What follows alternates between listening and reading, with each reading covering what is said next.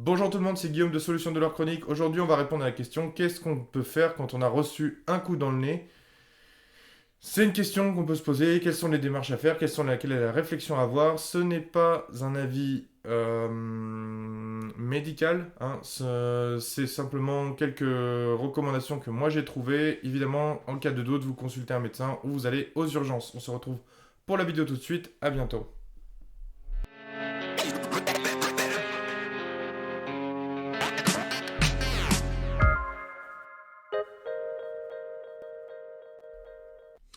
Hop, bonjour à tous et à tous, bienvenue sur mon corps en avant. Alors aujourd'hui, on va parler de mes petites interrogations. Je me suis pris, comme vous l'avez pu le voir, un coup dans le pif. Donc là, j'ai le pif en fait bien gonflé. À savoir que bon, j'ai juste pris un coup de pied. Ce qui est tout bête, c'est que j'ai voulu donner un point. J'ai voulu envoyer un jab dans le ventre pour commencer le premier coup et puis ensuite enchaîner sur le haut du corps quelques coups et au moment où je suis descendu j'ai un tout petit peu baissé ma garde à droite et il y avait de l'espace pour envoyer un coup et lui au même moment il a voulu m'envoyer un middle kick donc un coup de pied normalement en dessous de l'épaule là sur les côtes. Sauf que si jamais on se baisse pour donner le coup et bah forcément on finit à être à la bonne hauteur et on a envoyé ça synchro. C'est comme si jamais j'avais envoyé ma tête contre le tibia et boum, le pied en plein dans le pif. Ce qui est étonnant, c'est que sur le moment, j'ai pas eu mal, mais j'ai tout de suite vu le nez pisser le sang. Ça pisse très fort le sang sur ce moment-là. Et bien à ce moment-là, on se pose des questions. Donc déjà, je savais qu'il fallait attendre avec un mouchoir ici. On attend que le sang arrête de couler. Donc j'ai attendu, je sais pas, peut-être une dizaine de minutes. On se rend pas compte sur ce moment-là. Pas de douleur sur ce moment-là, pas de confusion, rien, pas de perte d'équilibre, je savais quoi faire, pas de panique, donc c'était vraiment juste, juste un coup, mais du coup, je me suis posé la question, qu'est-ce qu'il faut faire à ce moment-là si on se prend un coup? Moi j'ai fait le choix, comme au bout de 10 minutes ça arrêtait de saigner. Bon, ça a pris plusieurs mouchoirs, hein, c'était vraiment une bonne quantité de sang. J'avais jamais autant saigné au niveau du nez, j'ai toujours eu des petits saignements, mais là j'ai eu un bon saignement. Je pense que j'aurai une bonne trace, c'est pour ça que je fais toutes ces vidéos aujourd'hui, parce qu'à mon avis, pendant 10 jours, je vais pas faire de vidéo. Je vais avoir un putain de pétard sur le nez, un truc bleu bien moche. Et je me suis posé la question, quand est-ce qu'il faut aller aux urgences, comment il faut réagir en cas de problème. Euh, Quand est-ce qu'il faut aller passer des examens? Moi, j'ai fait le choix de pas faire d'examen. On verra plus tard. Parce que mon nez a saigné pendant 10 minutes. Ça n'engage que moi. C'est pas un avis médical.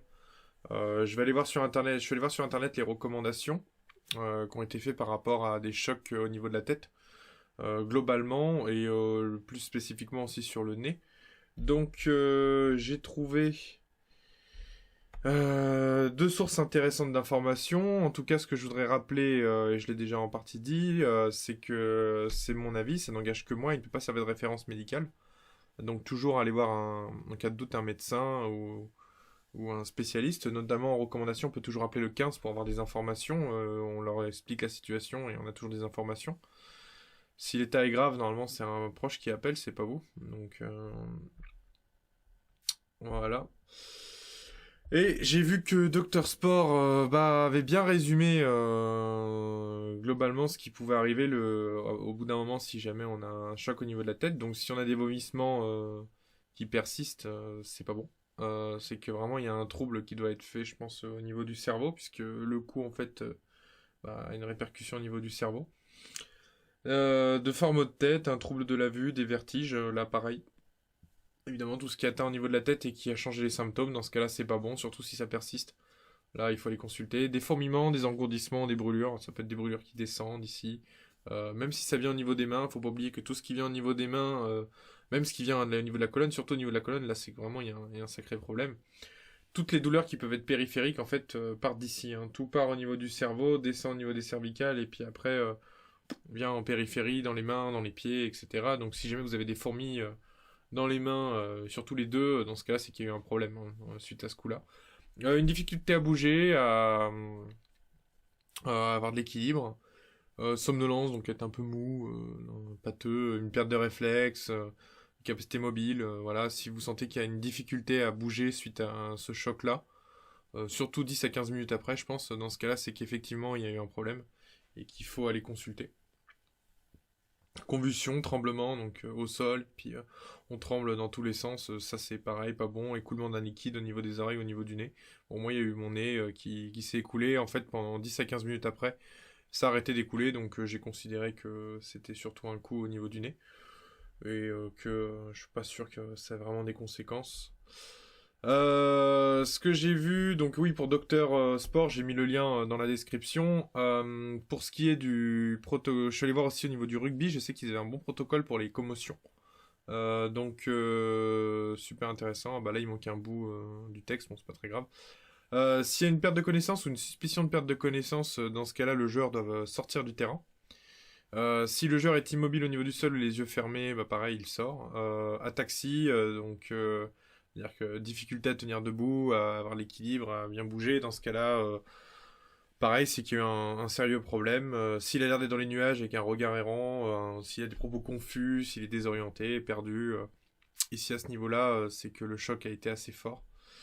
Et qu'il y a une atteinte centrale au niveau du cerveau et que les commandes ne répondent plus normalement.